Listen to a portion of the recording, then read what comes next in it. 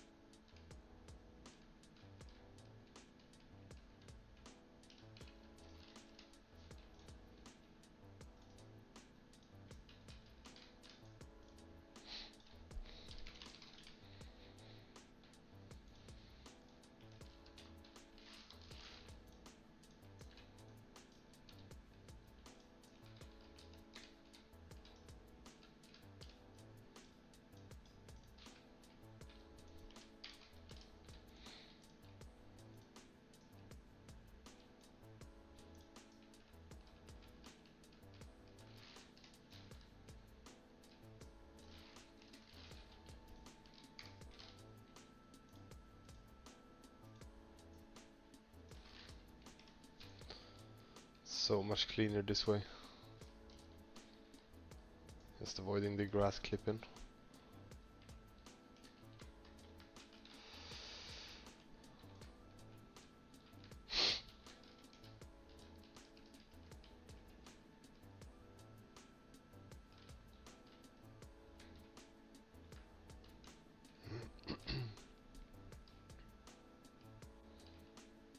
Alright, we're good.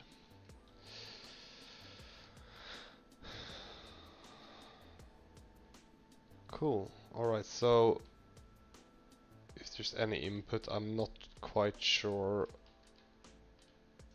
what I should do in this area over here. This one is fully populated with both spawners and harvestable things. We got some stuff ready for this area. Same with this place, but I have a large empty area here. And also over here, which we will slowly start to change the biome more towards like a pine forest and mountainous area.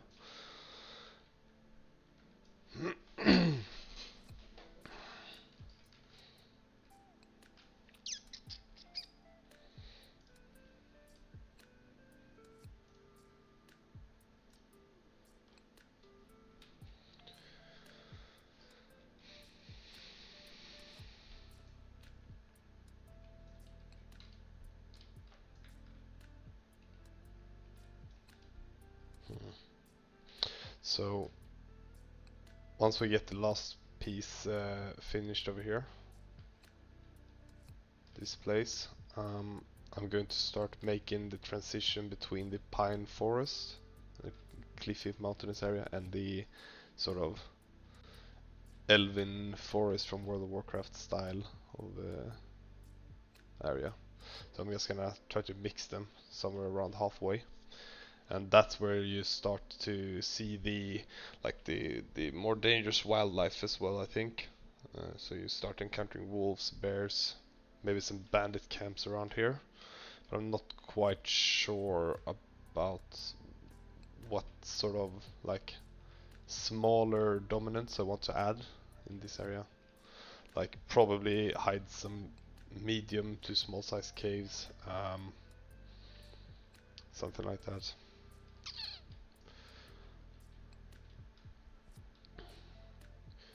Alright, but first things first, what to do with this place? Should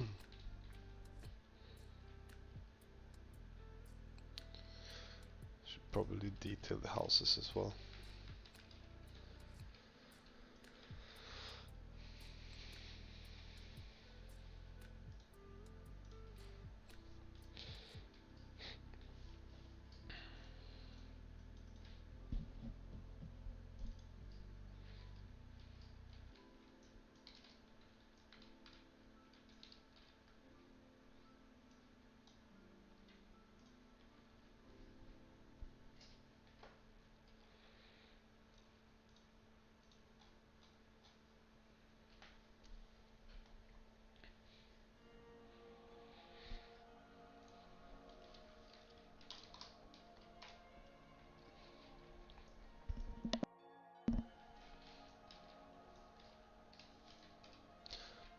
let's start paint a little bit. There's some flowers. Oh, it's way too high.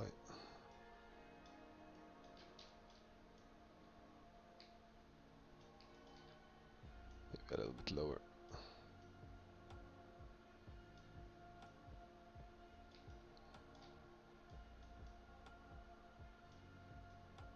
Yeah, this feels better. Alright, cool.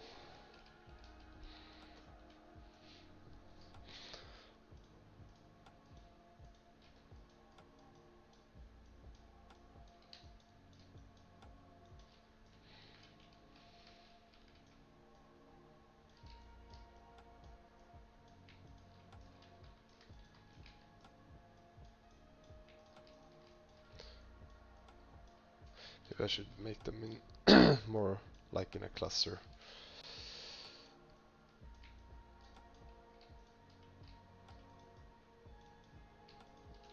Something like that, maybe. Let's see the scaling of these.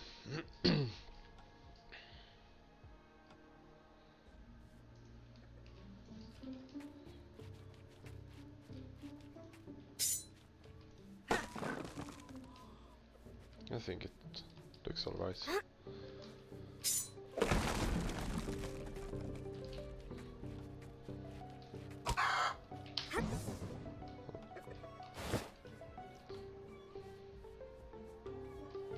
Yeah, the scale seems okay. I mean, it's just side props, so that's why we don't have to use too much.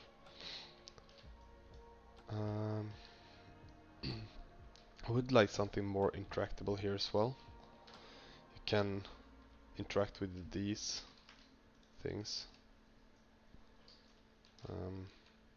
You have the chicken, the pigs, the boxes, but there's something missing. There's going to be some sort of NPC here as well. Might be some sort of quest giver. But I feel like there's something missing. Maybe on the back side.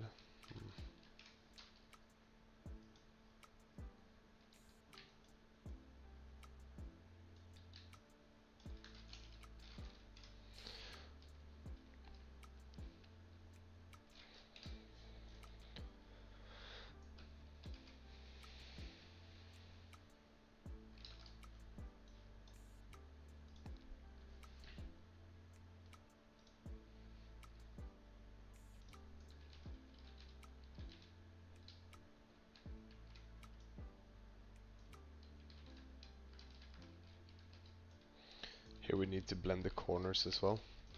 Due to the rocks having a virtual texturing thingy, I'm using a grass mesh offset on everything that has a virtual texture thing on it to sort of lower the grass position. So if we have grass in a place where we also have a cliff that has the virtual texturing thing on, we need to manually paint that grass on like this.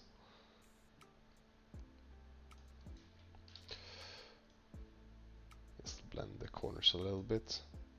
And that's why you can see the transition of the grass as well, changing from very green to more brownish when it gets closer to the dirt. It basically just checks the terrain layers and try to blend the colors accordingly.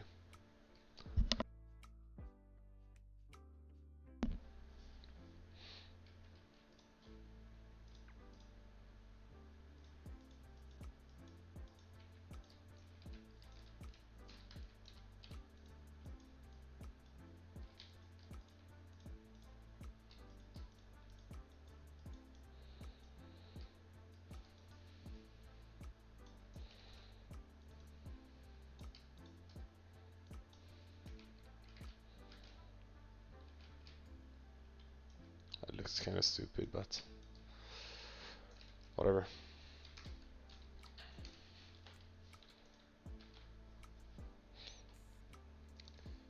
these other... Oh yeah, we're gonna use these for the water later, but not right now. Maybe we should move on a little bit. So the idea is that somewhere around here we'll have a cave built in that you explore in the very beginning of the game. You can use your paraglider to jump down, and then you sort of get launched into the campaign, the world story. And from here you'd most likely go to a quest giver. Say over here you get the quest, do the general cleaning, the beginning level type of quest, so kill the things messing with the farm around here, meet Farmer Joe. You'd probably do a bunch of things here, maybe go out in the forest down here to get some stuff for him. Then get sent back up here. You're supposed to learn to fish, to fend for yourself, learn how to get food and things like that. You'd go back, learn how to fish, then cook, and go back to the last house, and then you'll be sent off to the blacksmith over here. He'll tell you a bunch of stuff. How to use the forge and get your material. Then you'd move on and you'd walk over here and the adventure actually begins.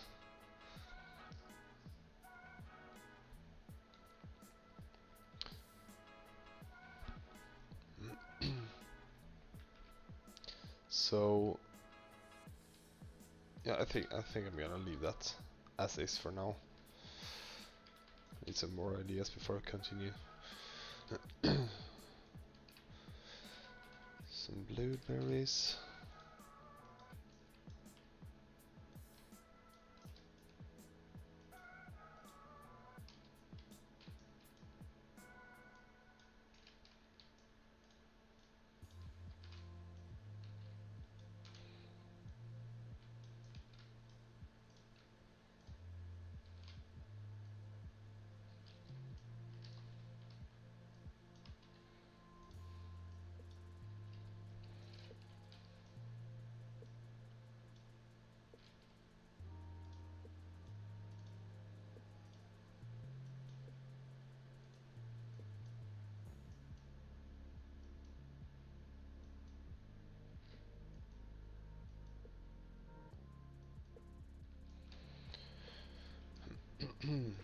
Perfect.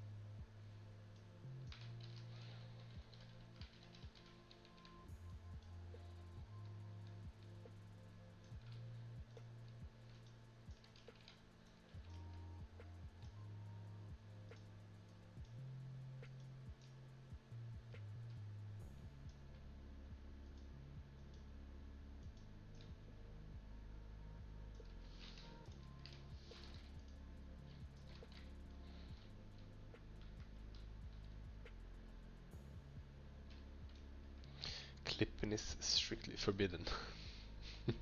Whoops.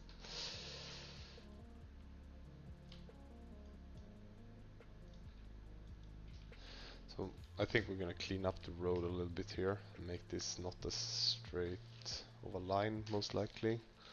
So we'll remove maybe one of those to shorten it a bit. See how it looks from here. Mm, Perfectly happy with it.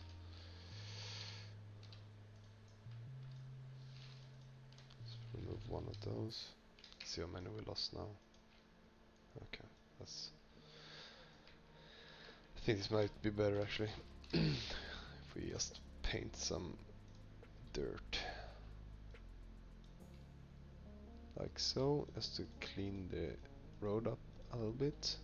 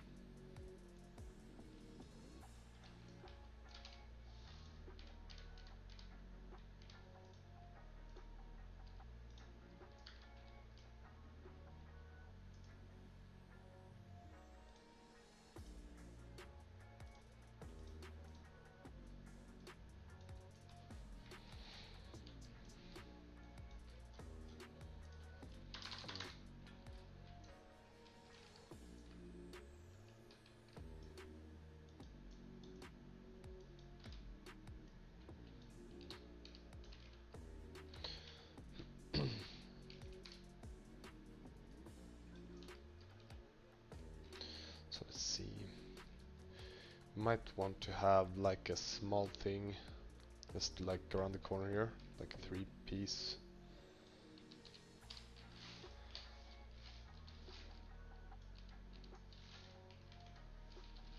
That's all.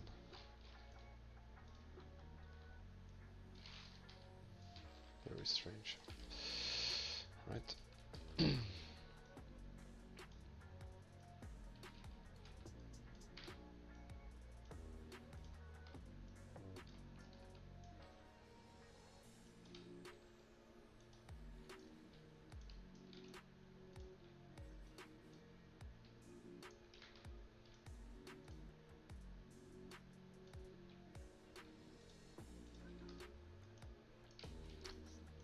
Just like a corner.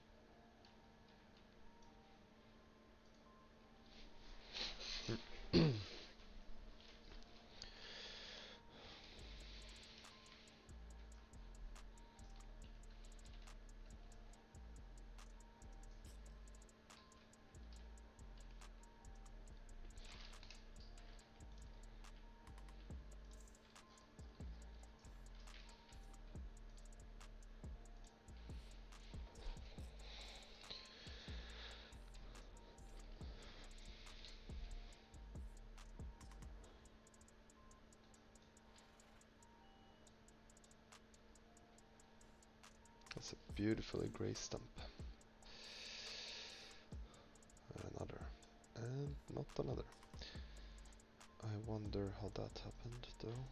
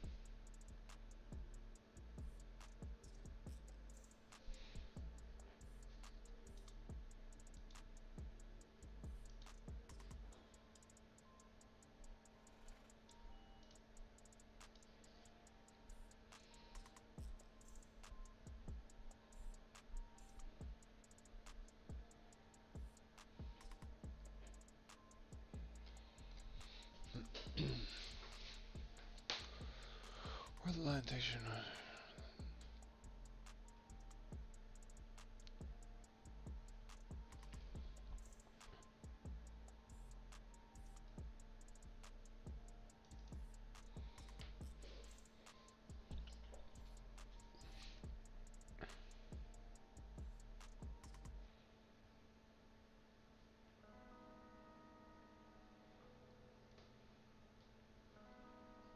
Oh, it's just a parent material. Let's see.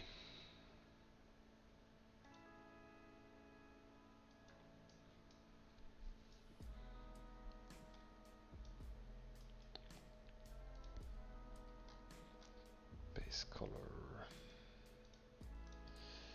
What do you have it?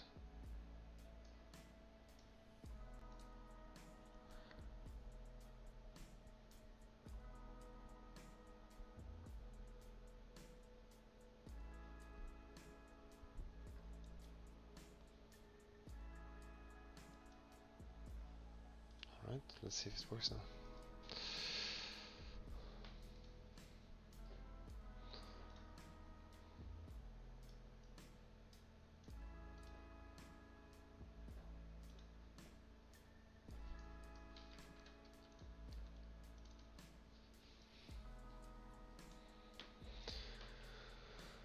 And one more.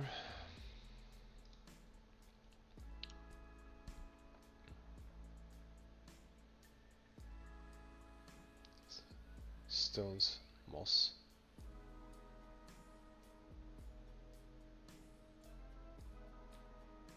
Texture stones.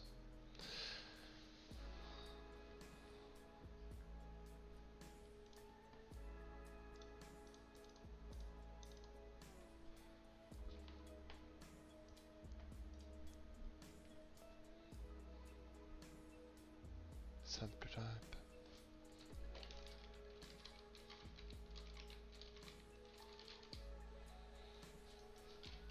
Wait, is it? Alright, let's see if this works. Bring back the color. Oh yeah. Alright, I just had to fix those things. We're back in business. See if the virtual texture. Ah, beautiful. Works splendidly.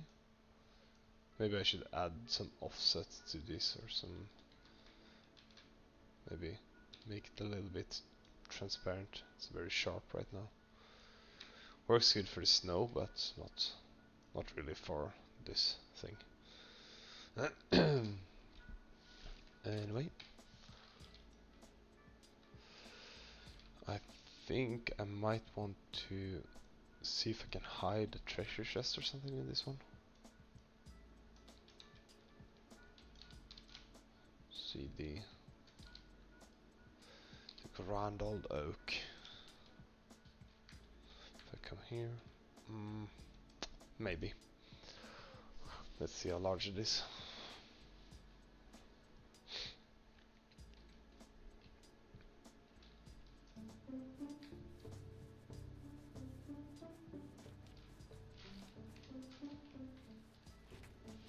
I think it could work, but well, the chest has an animation, so it might actually be very annoying to open it here. Might have to disable wall running on this one, I think.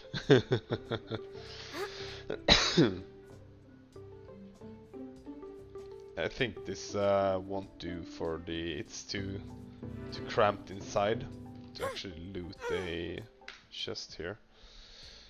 So what I might have to do is to open the static mesh here and just first make sure we can't climb it. Custom, no climb for you. Done. All right. So no, sorry, that's not right. It's oh crap. We need to add a tag. Yeah. Tag, and we can't do that because we can only do it on actors.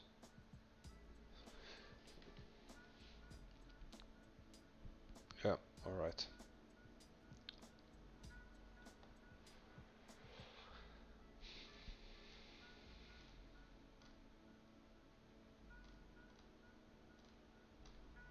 Alright, so if we have it placed in the world, maybe we can do it from here then. Yeah, alright. Actor tag, no wall run for user.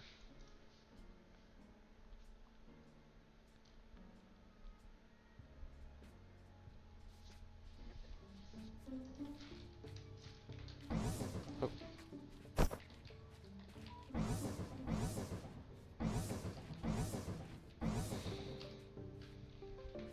No wall running, we hope. Alright. Okay, so now we won't get the weird circular running thing.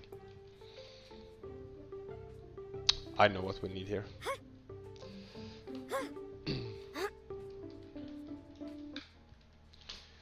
We need a valuable node.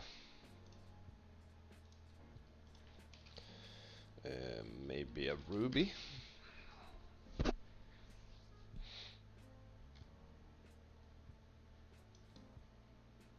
But then again, it's too freaking large to actually fit in there.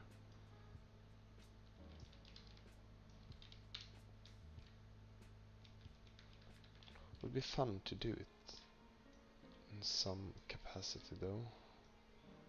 Maybe we can Does this look stupid? Yeah, a little bit. A lot of it.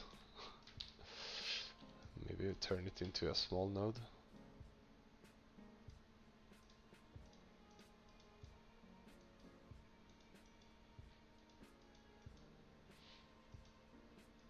Put it in the corner. Just won't take up as much place. Avoid the clipping. Like that. And then just make sure we won't get stuck.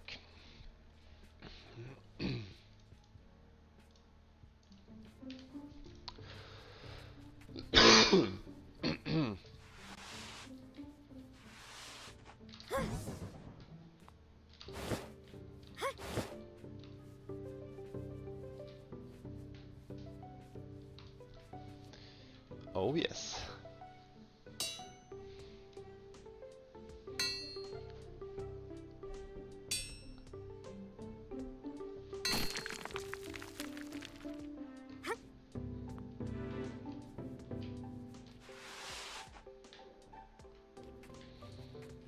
And I want to hide something here as well. Oh, this might be an issue. Oh no. That's not gonna be. Not gonna tell anyone about that. Treasure chest.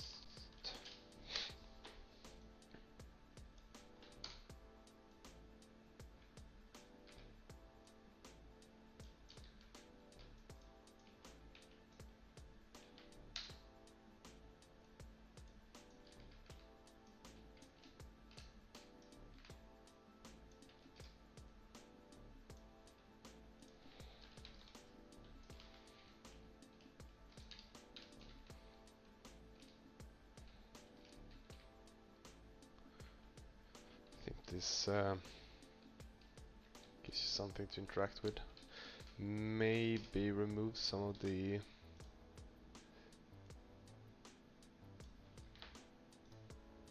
grass inside here.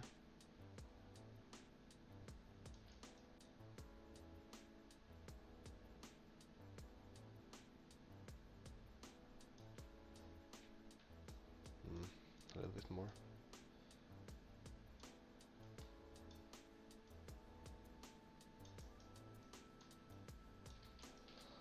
Something like that.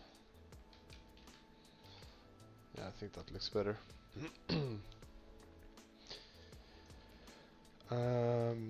Yeah.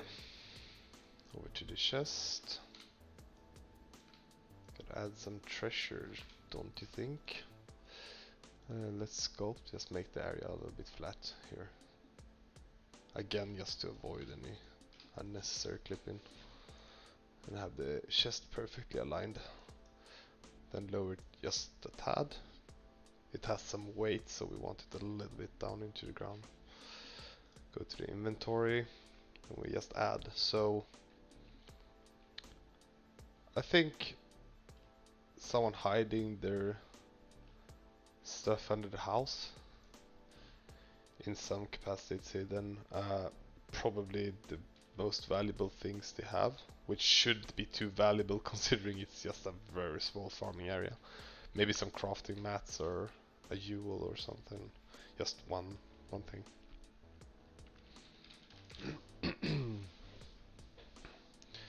Crafting ingredients. No, that's wrong. Single item. Let's see here. Crafting. Maybe some fire berries for the explosive arrows. That could be fun.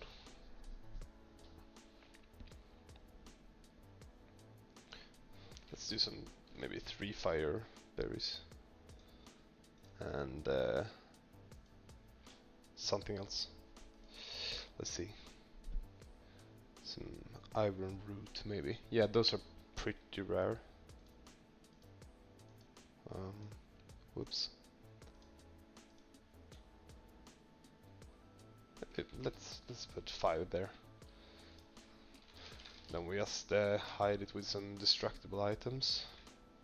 Let's add some planks, maybe. Way smaller though. Half the size. I think this might be good. Let's offset the pivot point. Oh, whoop, sorry. Like that. Add some thickness, a little bit more length, like that. And then duplicate it.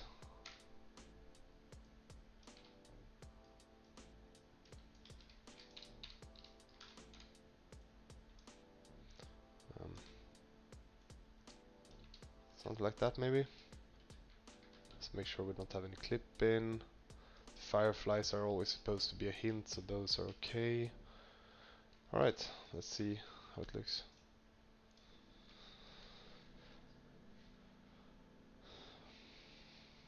Oh yeah, I always forget about this. So we haven't fixed the line tracing thing that detects the ground when the ground is spawned. It's supposed to detect that by colliding with the landscape.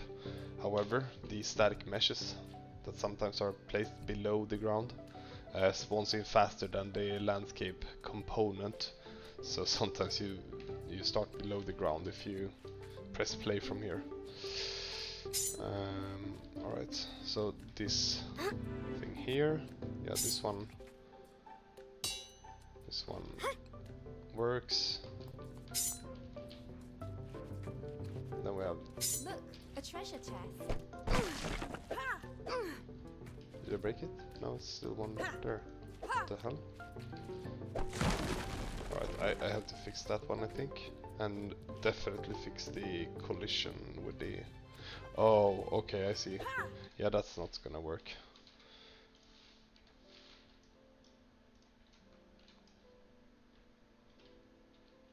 Let's see where the collision boxes are. They look fine, but it was quite hard to hit them for some reason. Let's try it again.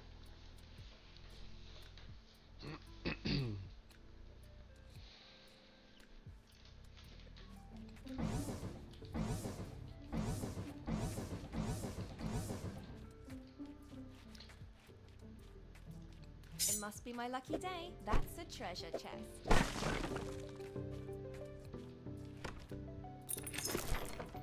Way. Alright. And then we want to add some, maybe some physical objects that you can interact with. Let's goof around with a bit here. Let's see what I did over at the farm. Might get some inspiration here.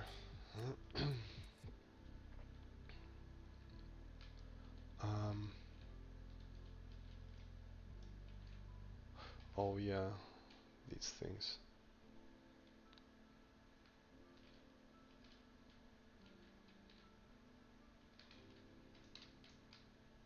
Okay, so let's just grab a bunch of props and move it over there.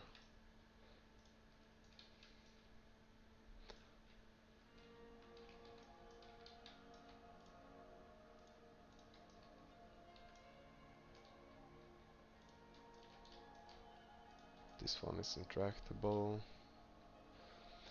Mixamo for animations. I do for some animations, but it was quite a long time since I used anything from there. Now, I've been developing Lorne for about a year and a half, and in the beginning I used a lot of Mixamo animations, basically for everything. A lot of them are swapped out at this point, but they it's one of the best places to get decent animations, if you ask me.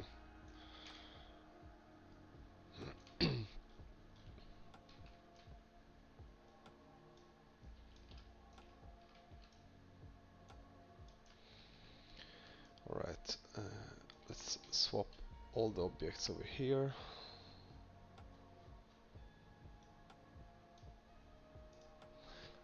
Snap object to view, and we have everything gathered. Alright. Let's start with the bench.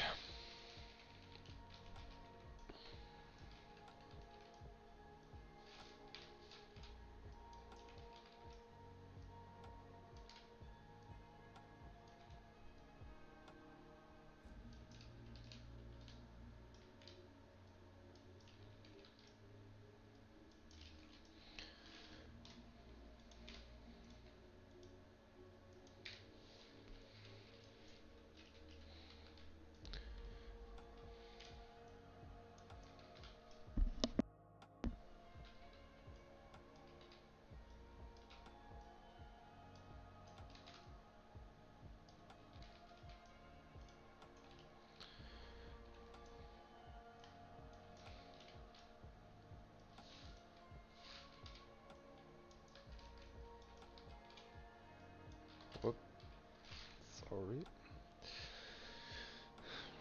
Revert, revert. Let's flatten the area. Just make sure we don't get any stupid clip in here.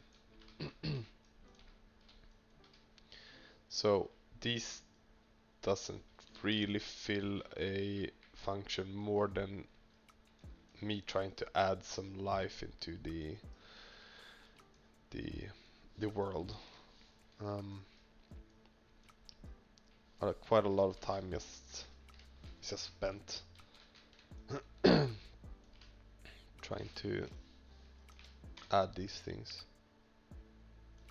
to make the world feel not empty and lived in and interactable.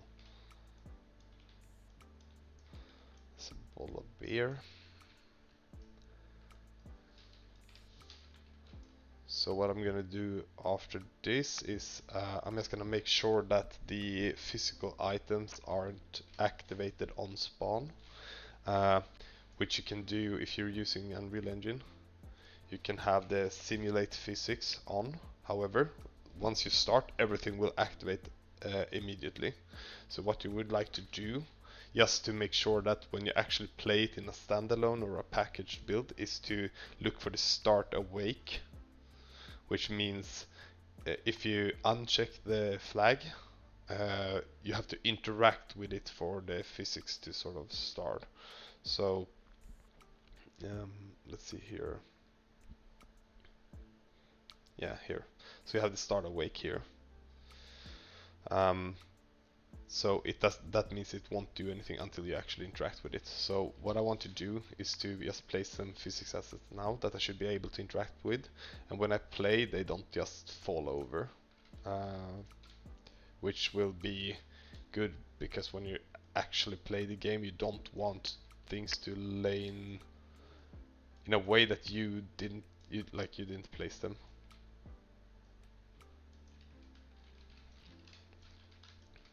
The last thing here. I might move this one in a bit.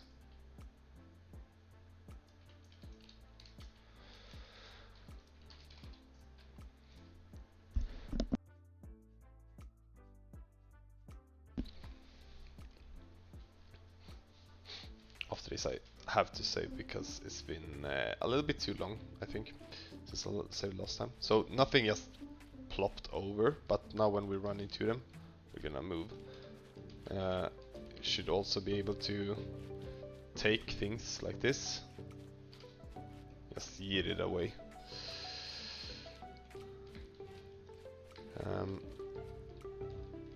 Might be something that I want to add at some point, just a general highlight, but I've been debating if I should do it or not, due to me sort of wanting the highlight only to happen for actual objects that you might want to interact with and not the sort of props. Alright, so everything seems to be interactable. Yeah, cool. Then we want to add some destructible things, maybe some boxes like this.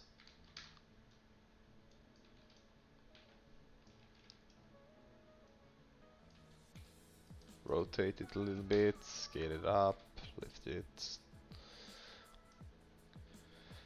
A barrel. Everyone likes a good barrel. Let's just make sure we can destroy them, and then that they do add some soul dust. That one didn't, but there's a chance for it to give you soul dust. And there we got 10 soul dust. And there we got 10 soul dust. Great. Alright, so that works. We have the mining node. We have the herbs over here. Giant herbs. Whoa, there's a plantling.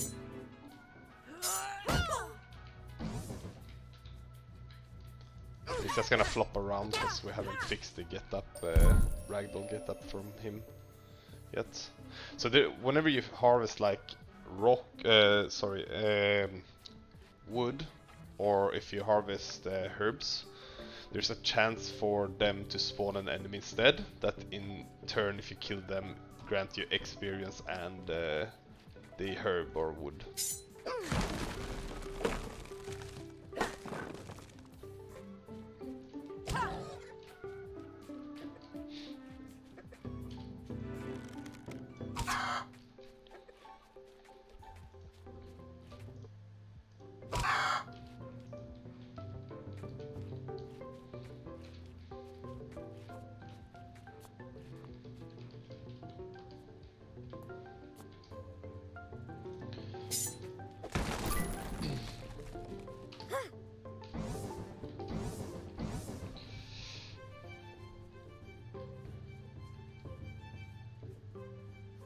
Here we have a stumpling.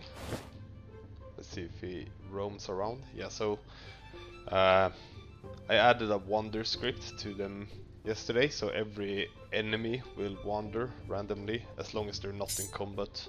Then the behavior tree takes over. So now when he sees me, he will stop wandering randomly and start chasing me. And the behavior tree for the combat always overrides the wander script.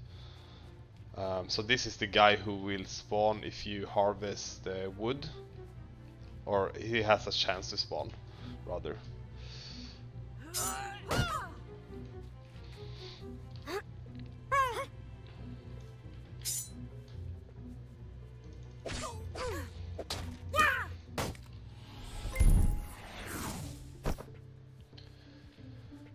Alright, cool. Let's see if we can find some... Here we have one of the trees I was talking about.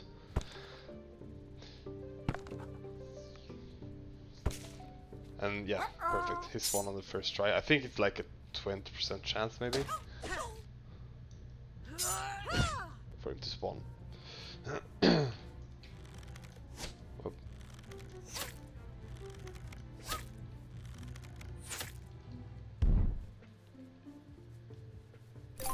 And then we get the wood that way instead. So there's always gonna be like no more than 30 or 40 seconds away from something that's interactable or of interest, be it like a harvestable item or an enemy like this. Here we have a berserker.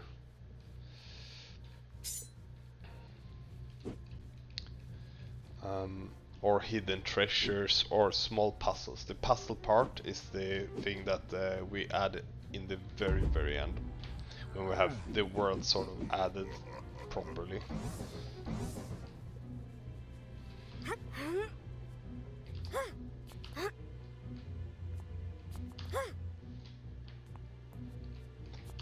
So things like this. Look, a treasure chest. Is what we would like to add all across the world. So the easier the chests are to find, the lower the reward, kind of. So there's a lot of chests like these placed everywhere in the world, which will provide you with a handful of crafting materials, most likely. Then we have chests hidden behind world puzzles and whatnot, and those are going to carry a much higher reward.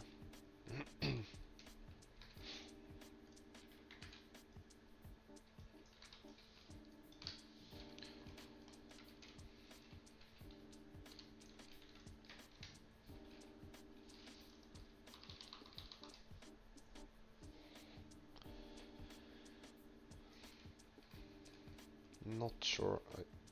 It's way too empty here. I'm not quite sure what I want to do there. So let's get some references.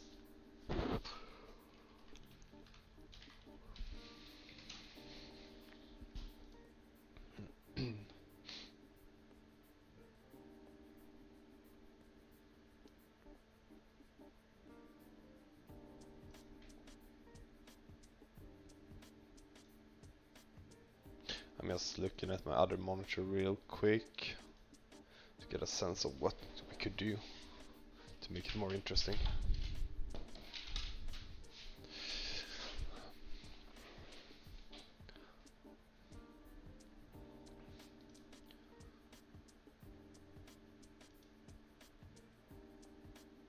Maybe we could try an idea where we have the sort of the stones added.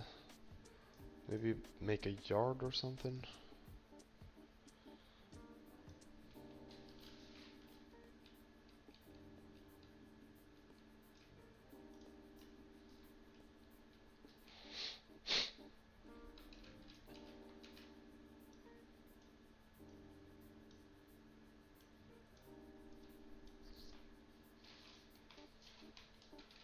Is that a thing? Maybe.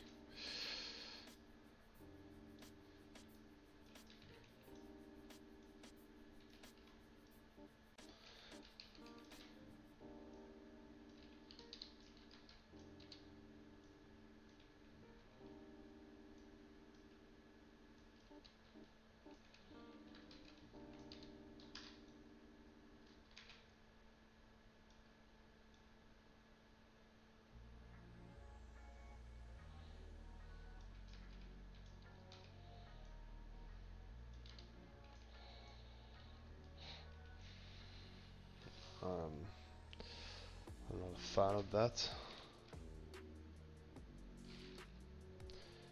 The terrain, like in the world. Yeah, I'm gonna. This is sort of like the starting area where we combine sort of smaller, more compact areas of forest, and then we have the more open areas. Like if you turn around, this will be a more dangerous place, but it will still be a starting place. Looking over here, you will have some open land. It's the same if you go to the very top of this hill, you'll be able to look out over the rest of the world. And this is actually a giant mountain. Um, and you sort of walk on the edge of a cliff here. Um,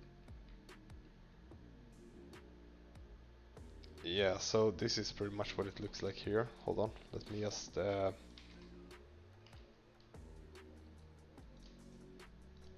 load in some more of the world.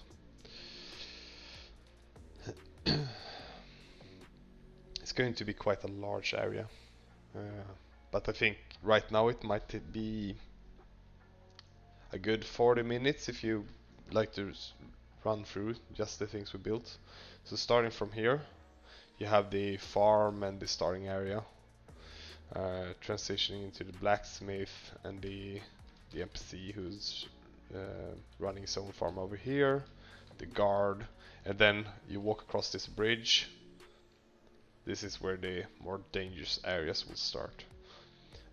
So this is what the area looks like right now. This area is empty and will be built right after we finish with the starting area. Behind that mountain and the tree, there's a lot of terrain left to be built, but for now this is where the focus is. So this is a more rocky mountainous area, a lot of pine trees, bears, wolves, and then bandits will be spawned here. You have an old abandoned goblin camp that will have some story, some quest lines to it over here. So this is just the outline for it. Looks like this. And then if you continue, you have the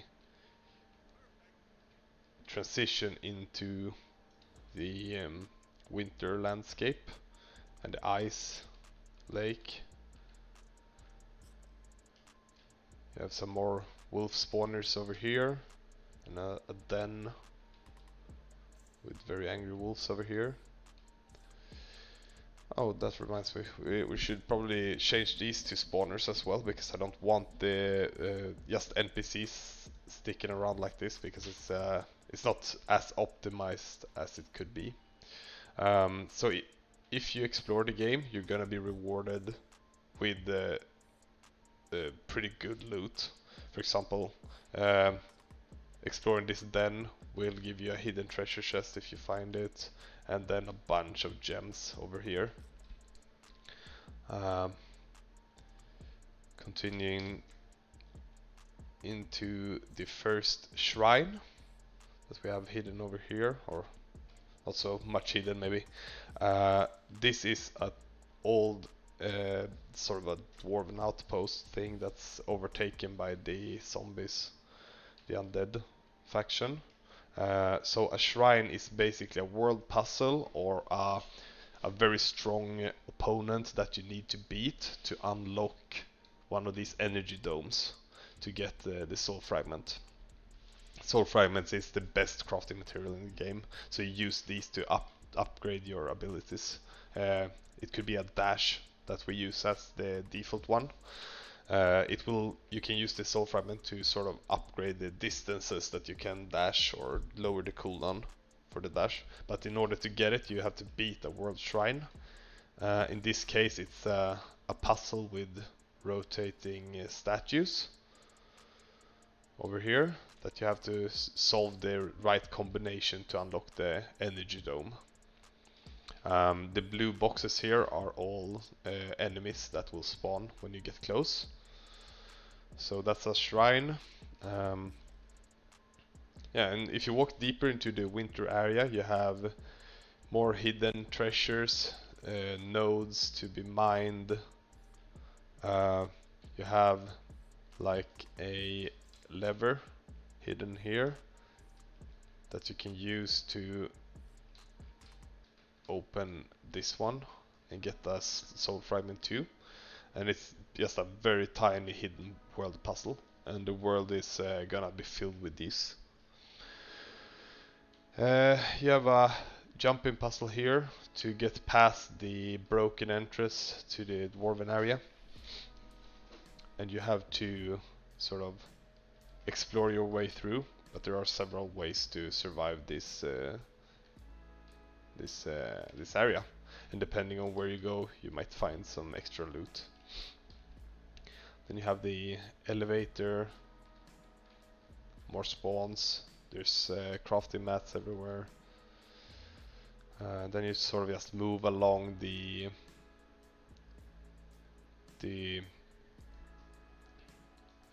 decaying dwarven architecture. You have the shrine of Olav, the last dwarven king here. Reading these lore books will provide you with a lot of experience and sometimes some extra clues for massive hidden rewards if you can solve the puzzles or the riddles. Then you have the source of the dwarven forge here. That was used to forge a lot of badass stuff. Then we walk into the corrupted area where the undead faction really have taken a hold, and you see that the entire entrance here is falling apart, and the not so healthy water over here. All the blue spawners are undead enemies about to be spawned. And you see like all the snow has melted away, it's just dead land at this point basically. And here you have the entrance to the first temple. So this is the Temple of Ikvos, which is a lich spellcaster that you have to defeat. So yeah, just like in World of Warcraft, you just walk into the portal and you will enter the temple, which is a temple that currently takes maybe an hour and a half to play through, and it's just a very it's an underground city filled with puzzles, so it will sort of challenge you every step of the way. There's not too much combat over there, but it's a lot of puzzles, a little bit of like a few enemies, and then there's a pretty complex boss fight at the end. So yeah, that's what I've currently built here. Then you have the mountain with a massive tree, and this is sort of the scope of the demo area. And then after that we have the rest of the world to build. And that's quite a bit.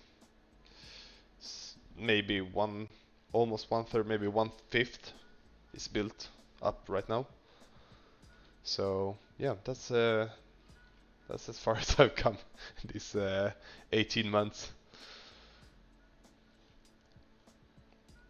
But yeah, the action RPG or the RPG genre is really systems heavy, and this is my first project, so I don't really know what I'm doing.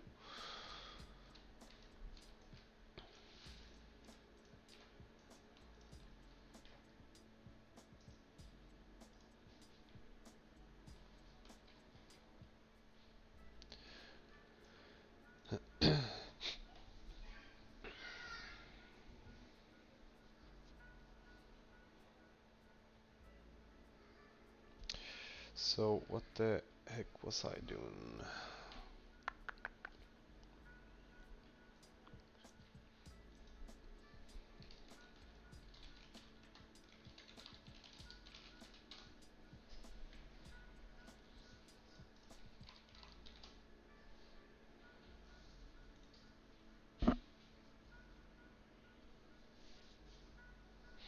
Yeah, maybe I should make the dirt areas a little bit smaller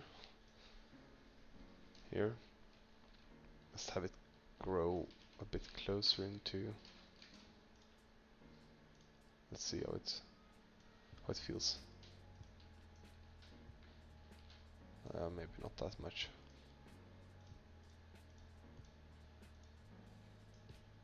Something like that maybe. Just to make it feel a little bit more alive. I think that actually looks pretty decent.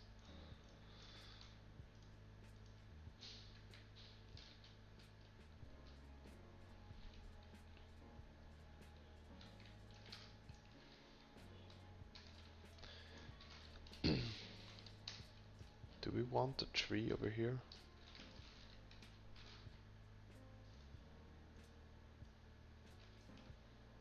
Yeah, that's not a tree.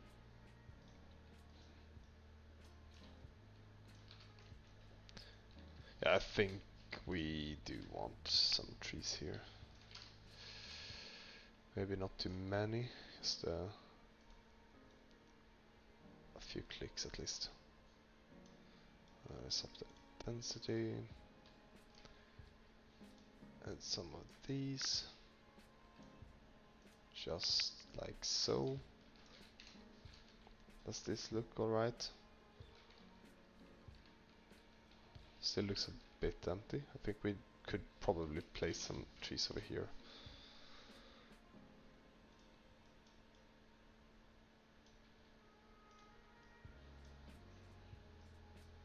And then some of these smaller ones.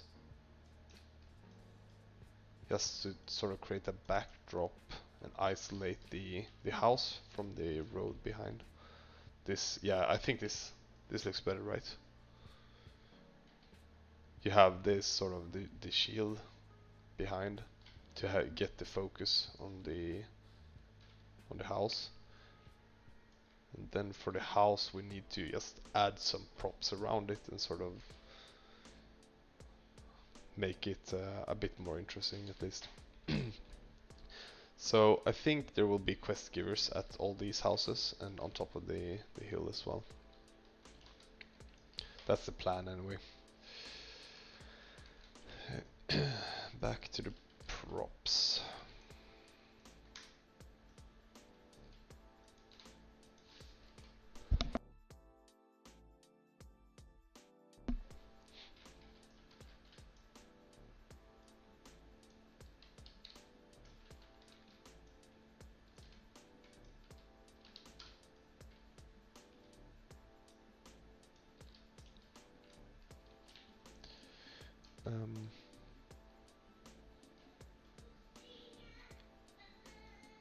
kind of like that actually. Let's go with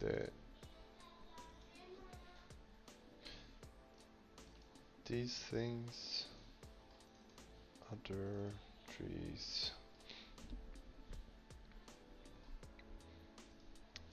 Let's get some flowers. Flower planter.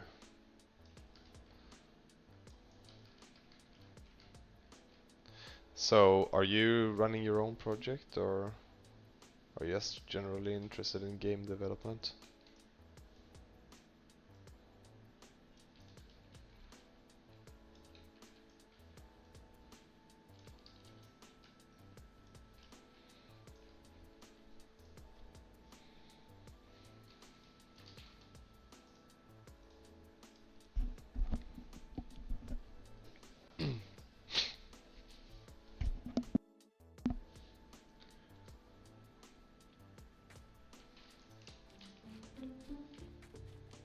It must be my lucky day. That's a treasure chest.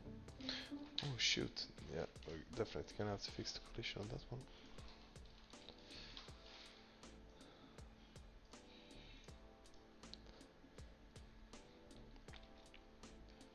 Oh yeah, I need to save after this because we're gonna crash any second, I bet. Look, a treasure chest. Alright, cool. What kind of game are you developing? I think I need to fix the camera blocking.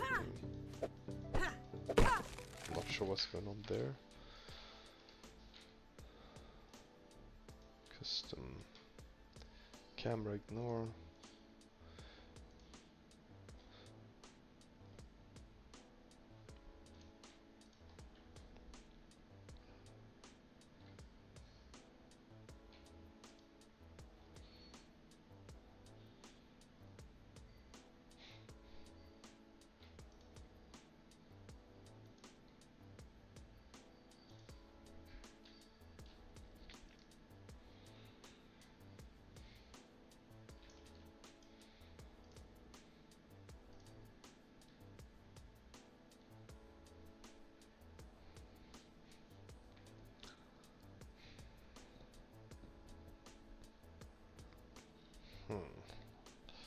This oh,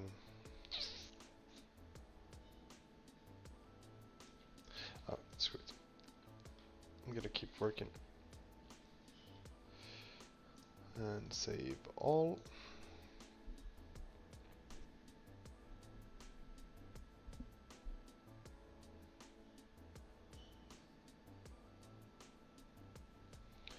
And we're safe again. Cool.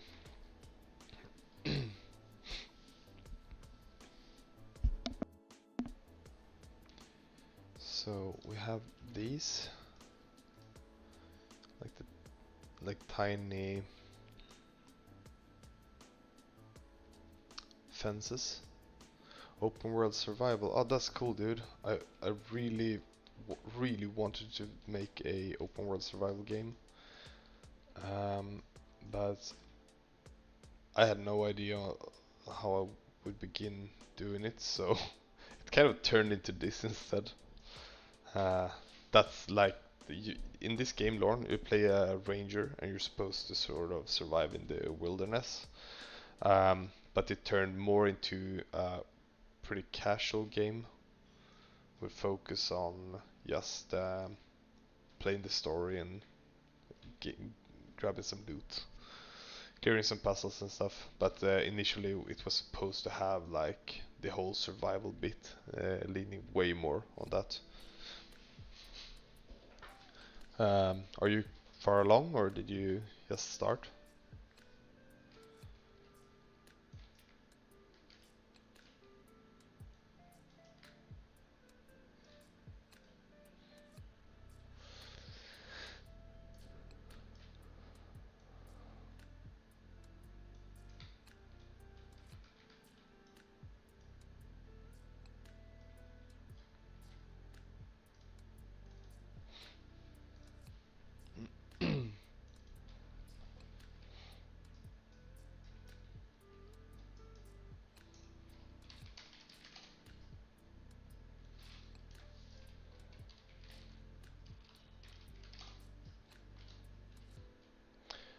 Man, I have a bug.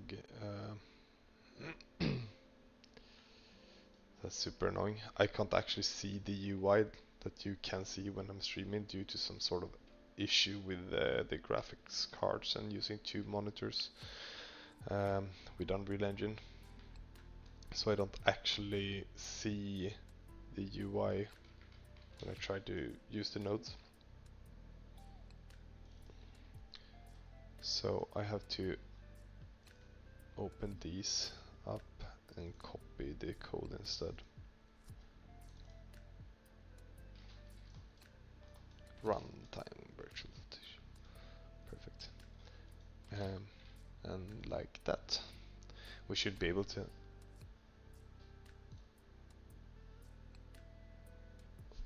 Oh, yeah, I think that's like the documentation is.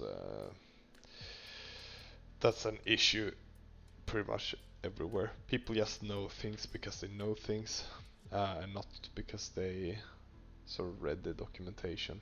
So, um, I have the same issue with Unreal, actually. Uh, it's quite annoying at times.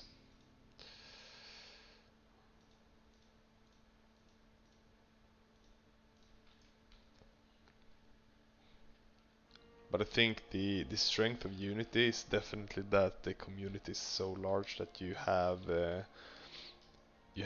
way more tutorials that you can sort of follow, and it's much more likely that the even if the documentation isn't there, you might have some of the sort of the developer influencers that already made a tutorial for it.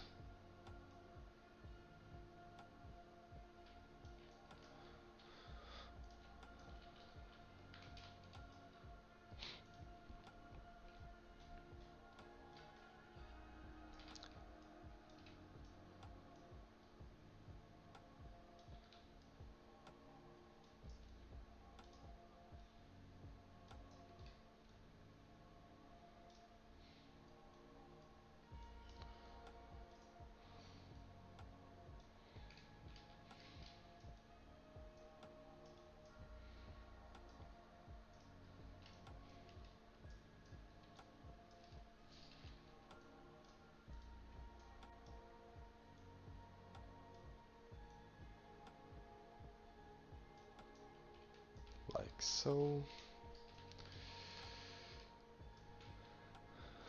Then we should probably add some point light.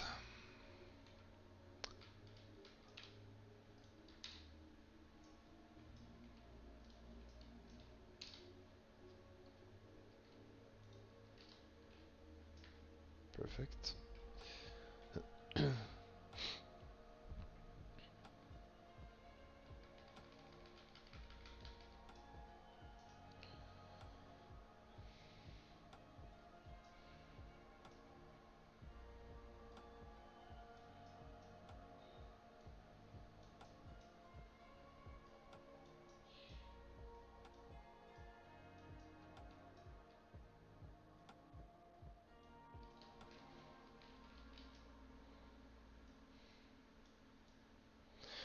At some point I'm gonna add the all the lights to the day-night cycle and just have all the lanterns replaced with an actor, like a blueprint with a connection to the day-night cycle, and they just flip the switch basically when it turns to night. But that would require all the lights to be dynamic as well, so... Or maybe we could just change the light intensity actually.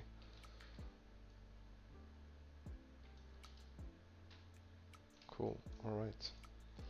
Let's try it out.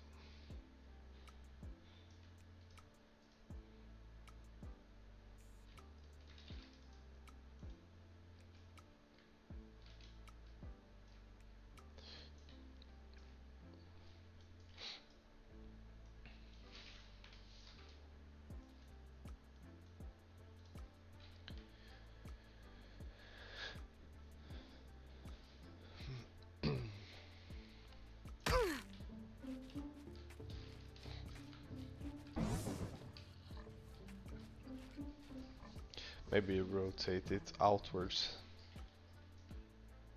I guess, a little bit.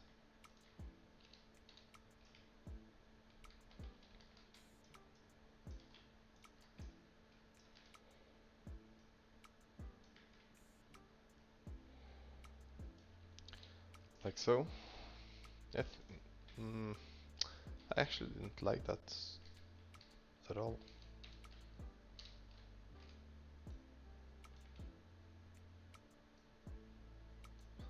The way it just pointed. Did we nail it on the first try? I think this actually was the best one. Wow, alright. Let's do it like that maybe.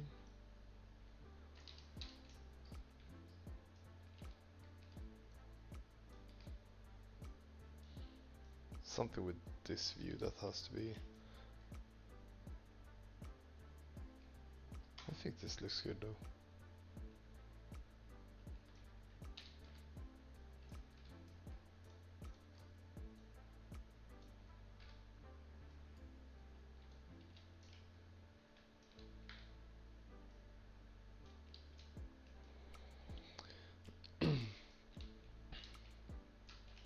Yeah, that's the way to go.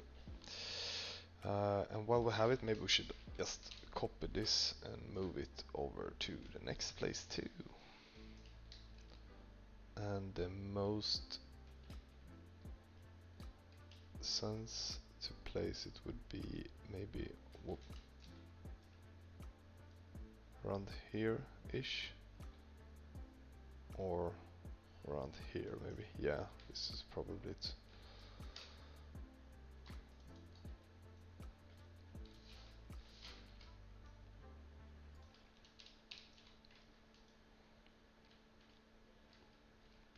I think this looks kind of nice.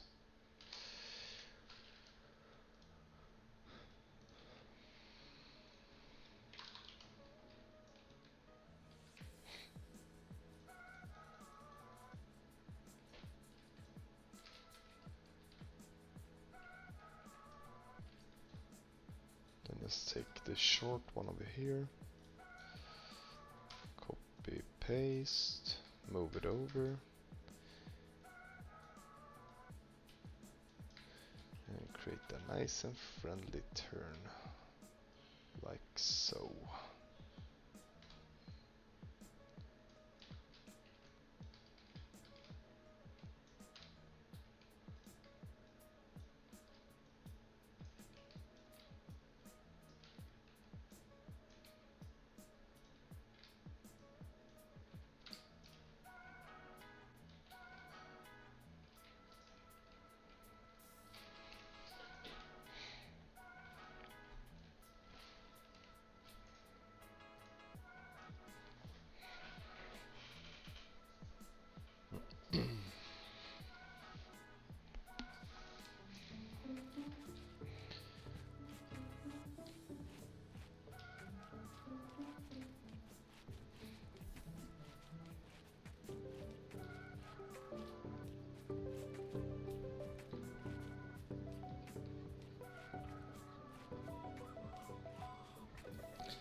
I think this is starting to look way more nice now.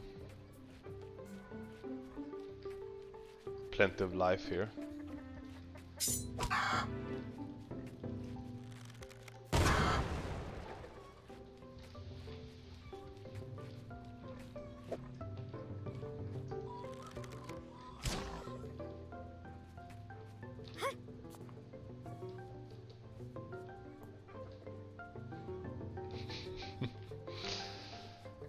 Such an odd thing.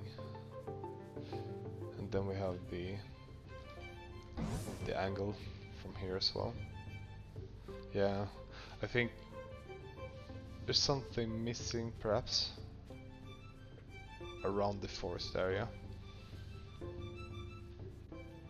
But apart from that, I think we got something good going here.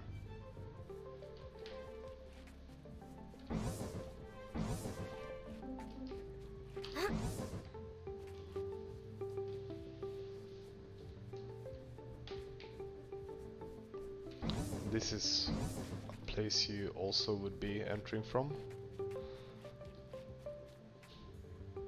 So I feel like this isn't a natural way. No one's ever gonna run like that. So naturally you'd have a path here as well, I think. Straight towards the house. So we're gonna just add some dirt road.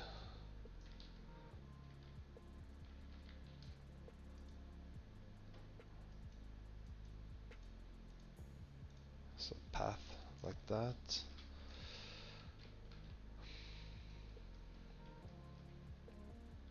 Yeah, that makes more sense. Then we just grab this one, we copy paste it, and then we can have... Hey man, it's good to see you. It's nothing like your tutorials, dude. But, something.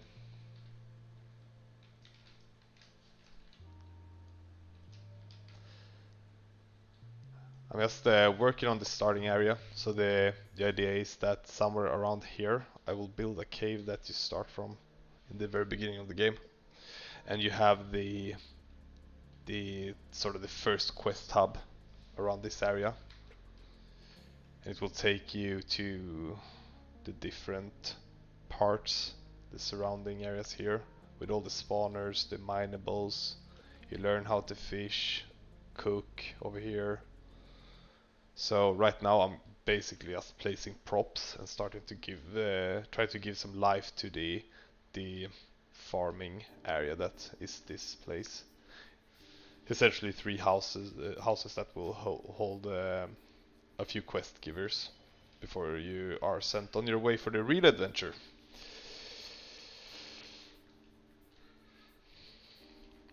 Um, Thanks, man. I really appreciate it. So, how's school going? Are you working today?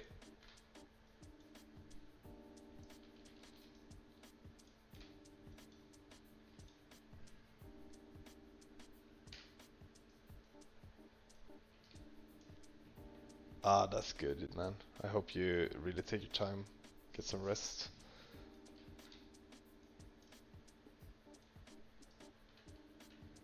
Ah, I see, I see.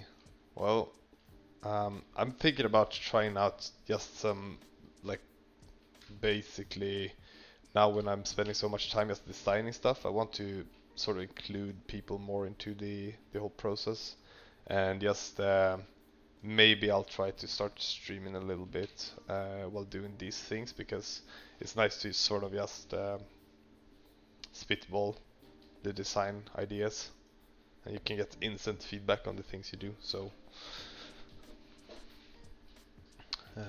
I know you have plenty of good ideas. I actually implemented the thing you suggested yesterday, and I got some great feedback from it when I shared it with other people as well. So I really have to thank you for that.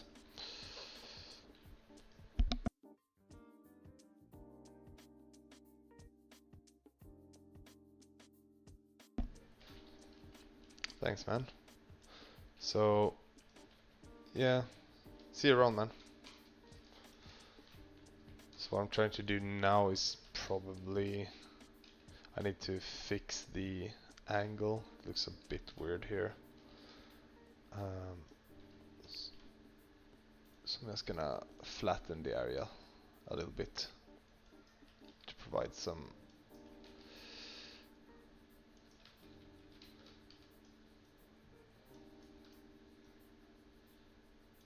a better angle for the road. Makes more sense. When you start smoothing out the terrain, you're always gonna need more space than you think. So I'm going pretty wild here. Let's see, something like that.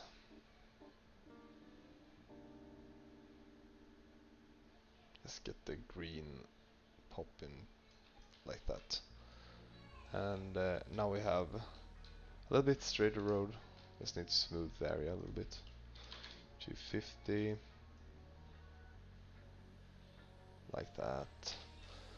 Alright, so the road looks better, I think. Yeah.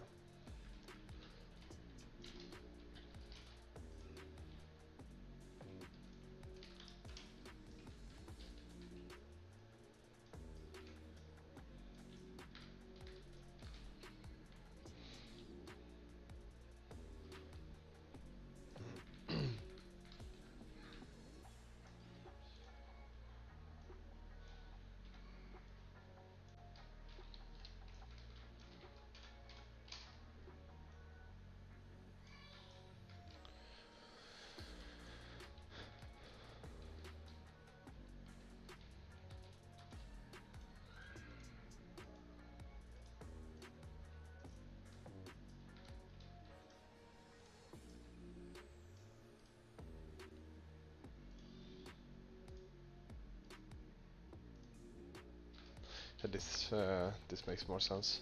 So now to the question, what do we put here?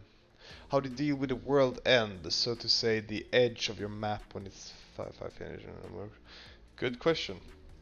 So, I've been studying Breath of the Wild a little bit and see how they handle the world borders, and I, I didn't copy their approach or their methods, but I took a lot from their approach. So they vary the world borders quite a bit.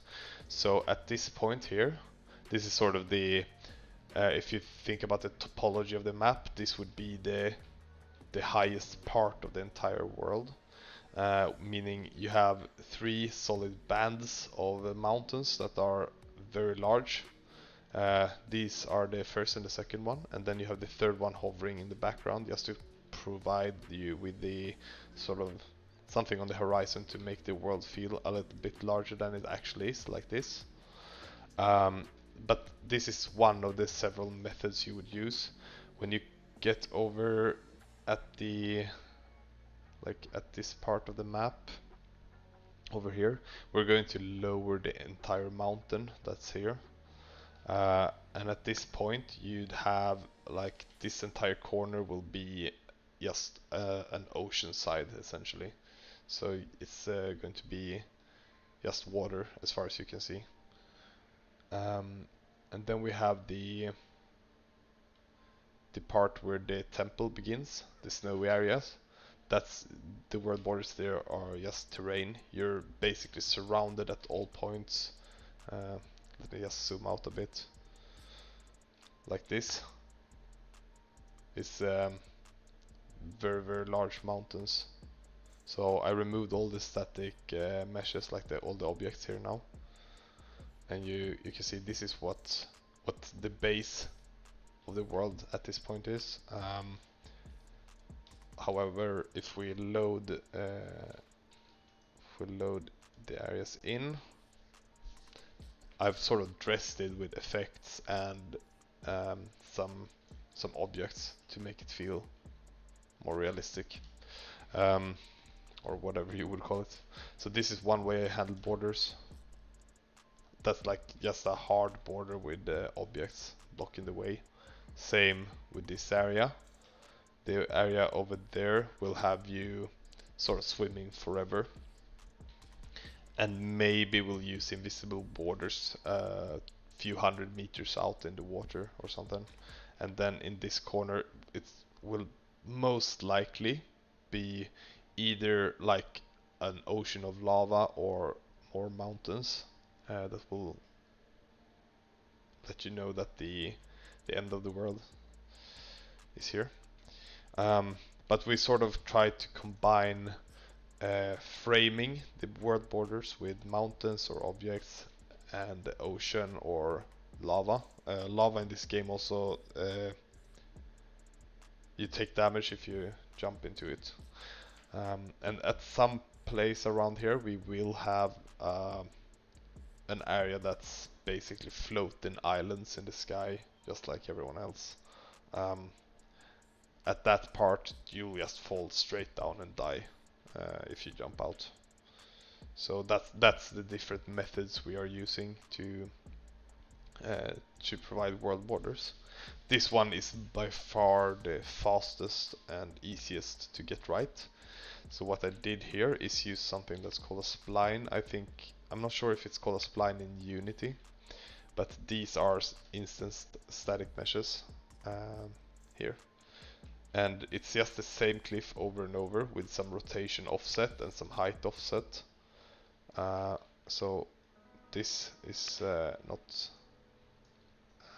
This is the sort of the negative part of doing it. You need to be very careful to not provide stupid looking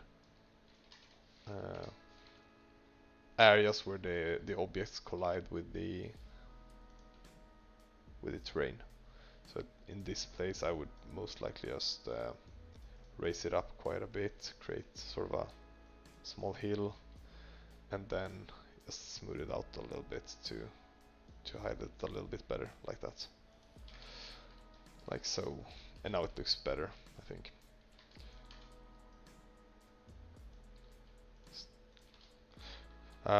And just for reference, this is the size of the character.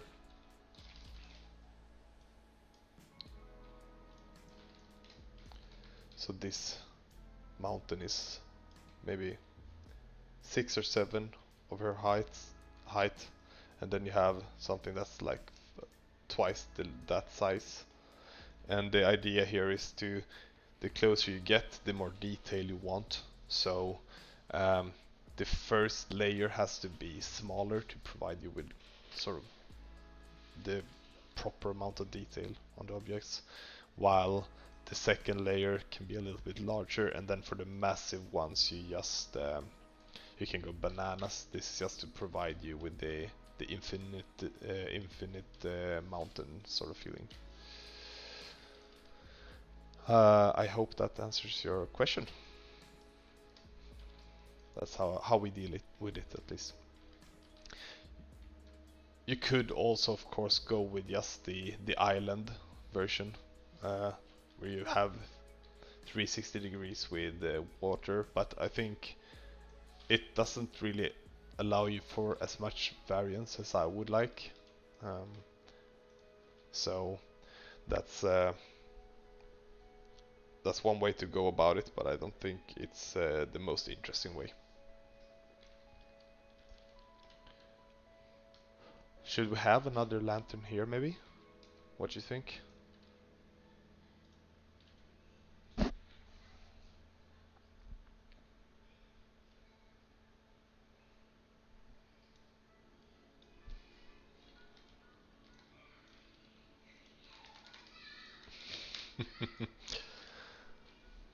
Alright, I'm gonna add a lantern there.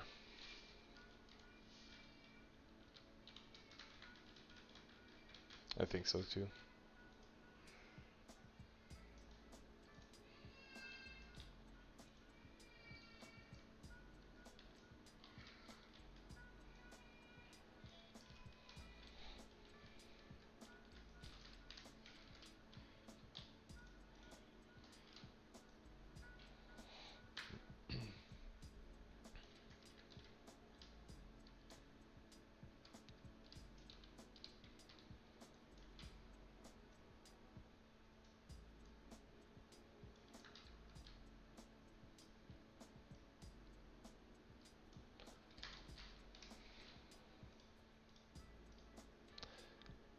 I'm trying to build with quite a lot of detail at this point, just to make sure the polish face won't actually kill me later.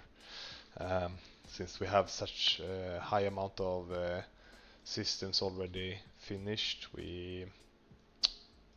I just want to sort of focus on the world building, but going back to this place in 6 months just to polish might feel like a chore rather than something fun, so I'd much rather focus on creating a really good version of it at first and then iterate based on feedback later, but not having to do too much polishing.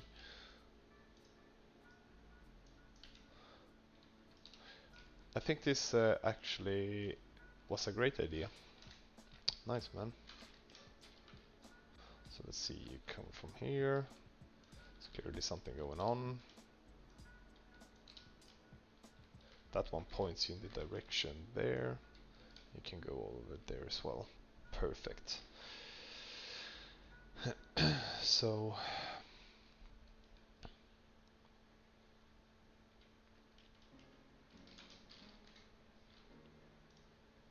maybe just a little bit of terracing here, like this. Then we take maybe half it with the height, and then we smooth it out.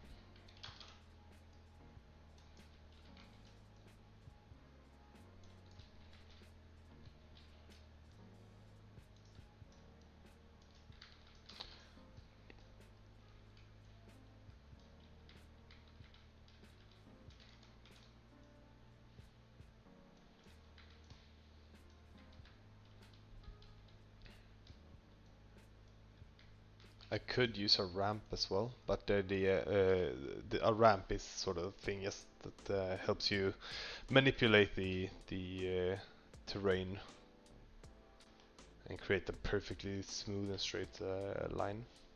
But I think a village like this wouldn't be making that kind of road.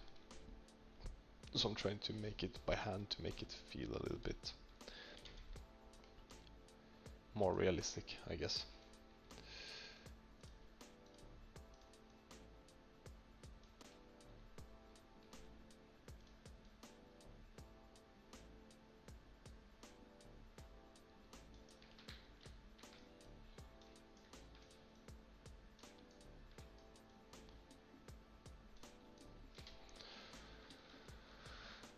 I guess we could try. Doesn't hurt too much.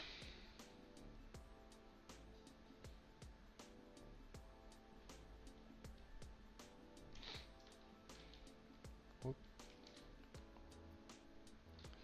Let's add a terrain spline from here maybe.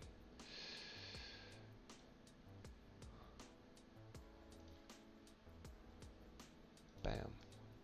And then another one over here. We want to have a high amount of fall off, so maybe this, like, if we add the width to maybe 1200, and then we add the fall off to the size of the actual road, and add ramp. Bam.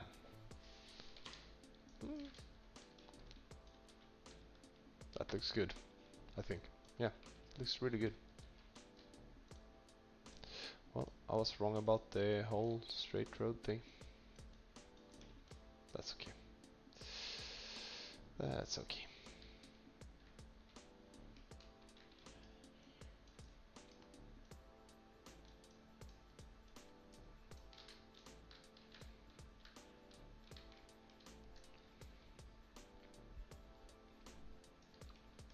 think I'll stop here for now. Great.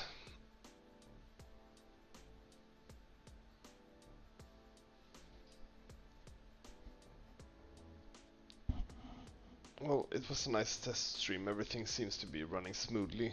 So I'll try it a few more times to see if we get something.